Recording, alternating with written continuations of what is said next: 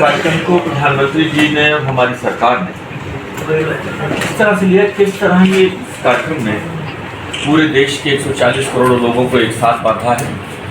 उनके साथ हमारे देश के परिवार के मुखिया, देश के प्रधानमंत्री, एक कुशल प्रशासक और जिन्होंने भावनात्मक रूप से एक रिश्ता बनाया इस देशवासियों से और बल्कि विश्व में ठहरे लोगों से भी, विश्व के लोगों से भी और विश्व में जो NRI भारतीय रह रहे हैं उनके साथ भी एक ऐसा संपर्क बनाया।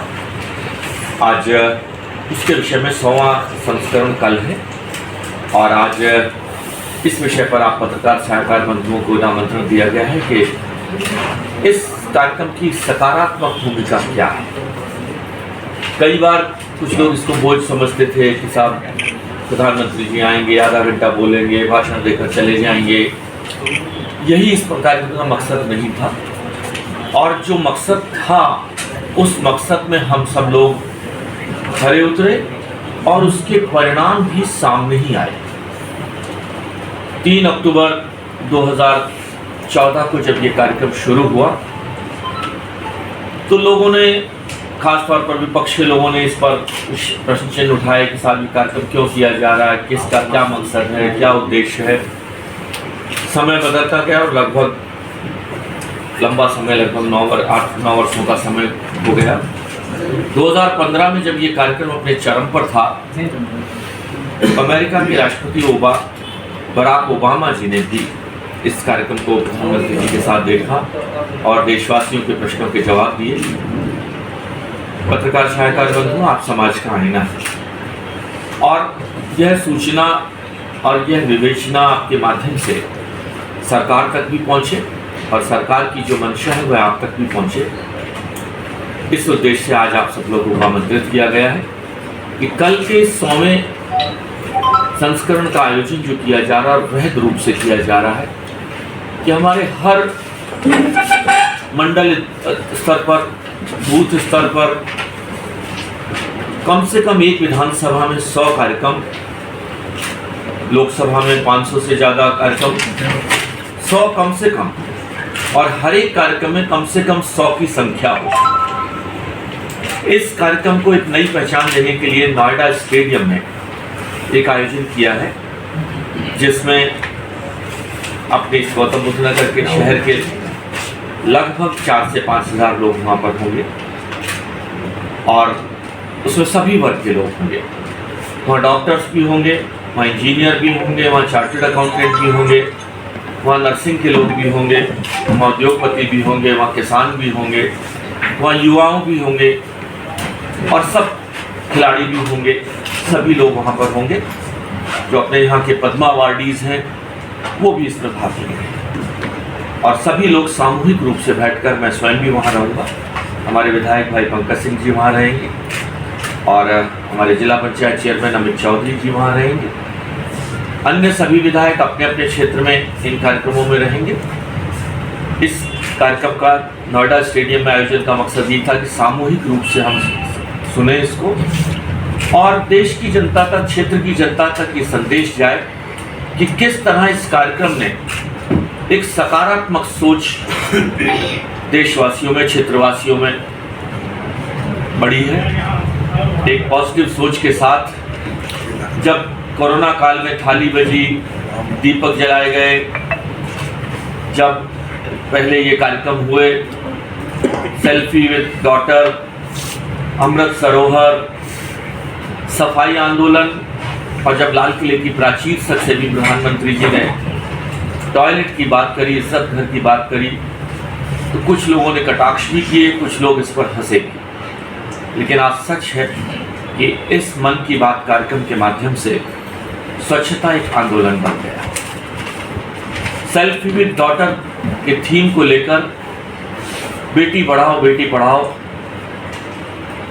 आज एक आंदोलन बन गया और हमारे देश में जो मेल फीमेल का जो सेक्स रेशियो था उसमें भी परिवर्तन आया है, उसमें भी बढ़ोतरी हुई है। यह एक सामाजिक आंदोलन का परिणाम। पर्यावरण संरक्षण की हमने बात करी, प्रधानमंत्री जी ने सिंगल यूज प्लास्टिक के उपयोग की बात करी। मैंने स्वयं ये फैसला लिया कि जो भी मुझे अपने इनविटेशन कार्ड पर पॉलीथीन चढ़ा हुआ कार्ड देकर जाएगा, मैं उसके यहाँ नहीं जाऊँगा, उस निमंत्रण को स्वीकार नहीं करूँगा। और इसका असर हुआ कि कुछ लोग गलती से भी अगर पॉलीथीन का कार्ड ले जाते हैं तो मेरी शक्ल देखकर फिर वो उस पॉलीथीन को उठाकर जेब में रखते हैं। अमृत सरोवर के माध्यम से लाखों करोड़ों सरोवर, जो जल हमारा संकट का एक आगे आने वाले समय में एक चिंता का कारण है, और जल ही जीवन है, इसकी बात तो हम करते रहते थे, लेकिन इस पर कोई कार्रवाई सकारात्मक नहीं होती थी। सरकार ने अमृत सरोवर के माध्यम से पूरे देश में इन सरोवरों की संख्या बढ़ाई है। जिन सरोवरों पर अतिक्रमण था उनको खाली कराकर उनका सरोवर स्वरूप बदला है, और यह भी अपने आप में एक आंदोलन बन गया है। खिलौना उद्योग की जब प्रधानमंत्री जी ने चर्चा करी कि हमारे देश में खिलौने लगभग 70-80% खिलौने विदेशों से आते थे, वह खास तौर पर चाइना से आते थे। आज खिलौना उद्योग उस प्रेरणा से प्राप्त कर 85% घरेलू उद्योग के रूप में आज परिवर्तित हो गया है। यह एक नया संदेश है।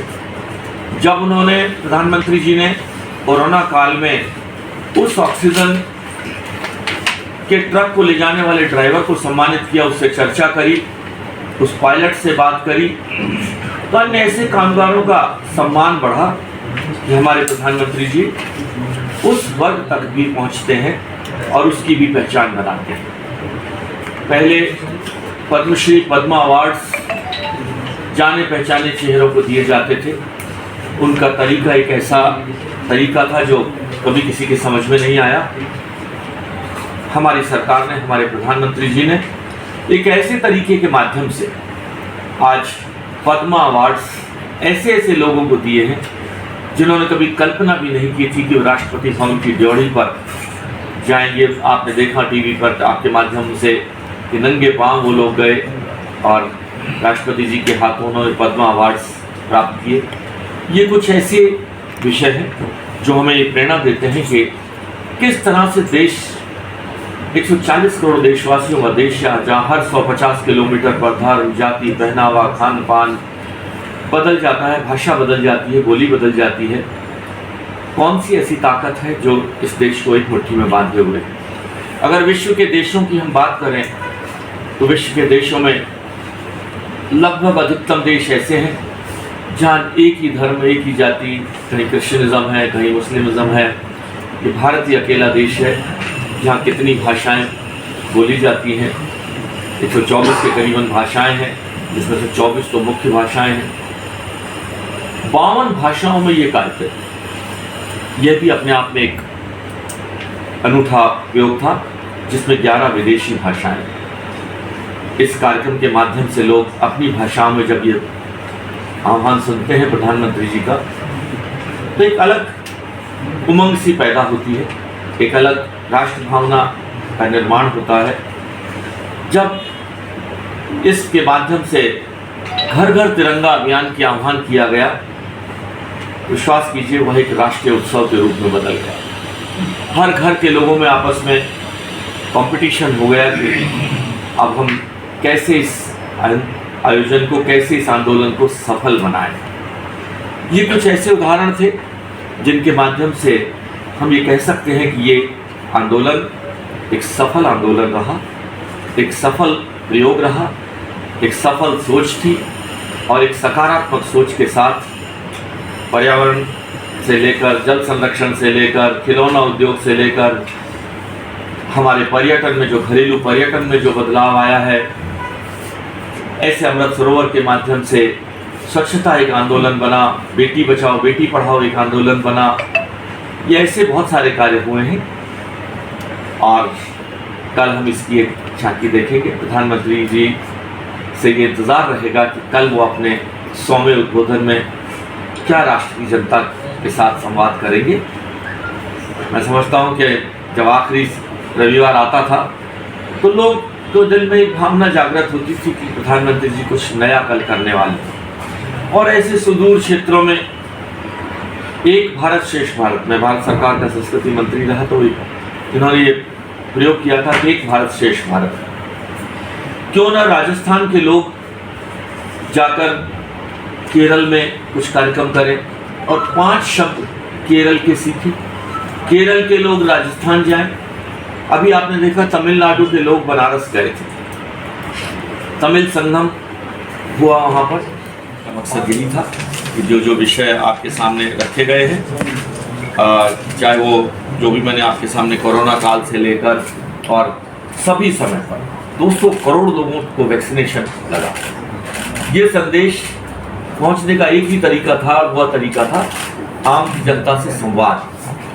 बहुत सारे लोगों के मन में बहुत सारी कंफ्यूजन था, बहुत सारी भावना थी कि कोरोना वैक्सीन लगवाई जाए, नहीं लगवाई जाए, क्या किया जाए, कब किया जाए। प्रधानमंत्री जी के शब्दों को लोग विश्वास करते हैं, उनको सकारात्मक सोच के साथ उसे स्वीकार करते हैं, और मैं समझता हूँ कि उसका फायदा भी हुआ कि पूरा देश जुट गया कोरोना के उन्मूलन में। पूरे विश्व में आर्थिक मंदी छाई हुई थी, लेकिन भारत मजबूती से खड़ा रहा। भारत के लोगों ने उस कोरोना महामारी को भी बड़ी संजीदगी से स्वीकार किया, और आपदाओं में अवसर पर काम करना ये हमारे प्रधानमंत्री जी का एक खास तरीका है। और उसी अवसर के तहत प्रधानमंत्री जी ने अपने इस संवाद माध्यम से, मन की बात के संवाद माध्यम से आज एक ऐसा आंदोलन खड़ा किया है जिसका फायदा इस देश को हो रहा है, इस देशवासियों को हो रहा है और मानवता को हो रहा है। मैं समझता हूँ आज के इस आयोजन का मकसद यही था कि हम आह्वान करता हूँ और मीडिया के सभी वर्गों से, कल सब लोग ठीक 11 बजे से 11:30 बजे तक प्रधानमंत्री जी का ये उद्बोधन रहेगा। हमने प्रार्थना की है कि लोग 10:30 बजे तक अपना स्थान ले लें और सामूहिक रूप से इस आयोजन को हम सुनें। धन्यवाद।